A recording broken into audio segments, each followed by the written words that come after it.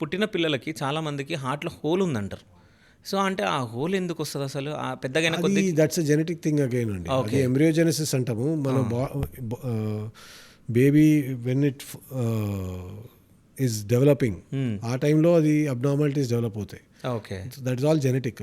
దానికి ఏం risk factor అని ఏం కాదు. హ్మ్. అండ్ జనరలీ ఫ్యామిలీస్లో అవుతుంది. చాలామందికి ఇప్పుడు suppose I have, hmm. There is a high possibility that my child will have. Okay. So or the mother has, the child can have. Hmm. So it can come as a hereditary thing. Okay. అంటే ఇప్పుడు whole ఉందని అంటారు కదా sir. So, వాళ్ళు పెద్దగైన కొద్దీ ఆ whole అంటే పెద్దగైన కొద్దీ ఆ హోల్ మూసుకుపోవాలి గదా! అంటే అట్లేదనమాట. కొన్ని మూసుకుపోతాయి, కొన్ని మూసుకుపోవు.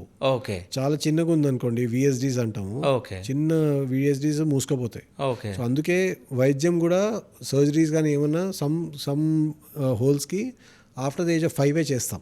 ఓకే. ఎందుకంటే న్యాచురల్లీ చాలాసార్లు మూసుకుపోతే మనం ఏం చేయాల్సిన అవసరం అవును. లేదు కదా. అవును. సో 5 తర్వాతే కొన్ని ప్లాన్ చేస్తాం.